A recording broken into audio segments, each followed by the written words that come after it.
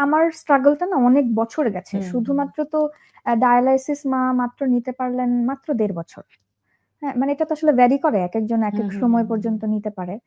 কিন্তু ডায়ালাইসিসের আগেও আসলে মাকে অনেক স্ট্রাগল করতে হয়েছে। মার খুব অল্প বয়সেই আসলে অনেকগুলো শারীরিক জটিলতা ছিল এবং 2019 থেকে আমার মোটামুটি হসপিটালের গণ্ডি আমি কাটছি।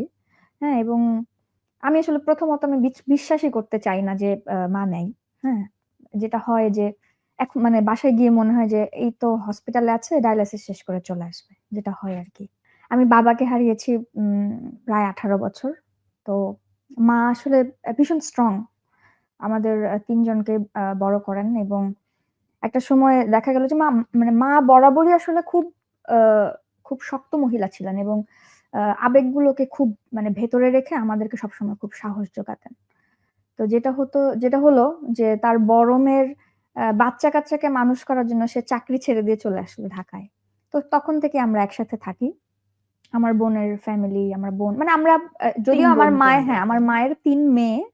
৩ মেয়েই আসলে তার দুনিয়া এবং আমরা হয় না যে মেয়েরা আসলে বিয়ের পর সংসারে চলে যায় বা আলাদা থাকে। আমাদের ক্ষেত্রে এটা হয়নি। আচ্ছা। তো আমরা সবসময় একসাথে স্মৃতি, থেকেছি। সেতু, স্মৃতি। হ্যাঁ, সে তো স্মৃতি। তো যেটা হয়েছে আমরা সবসময় একসাথে থেকেছি এবং আ ওই আরকি যেটা হয়। মানে জীবনের আমার কাছে মনে হয় জীবনের সবচেয়ে অমূল্য সম্পদ হচ্ছে বাবা-মা। তো সে দুটোই আসলে আমি হারিয়ে ফেলেছি।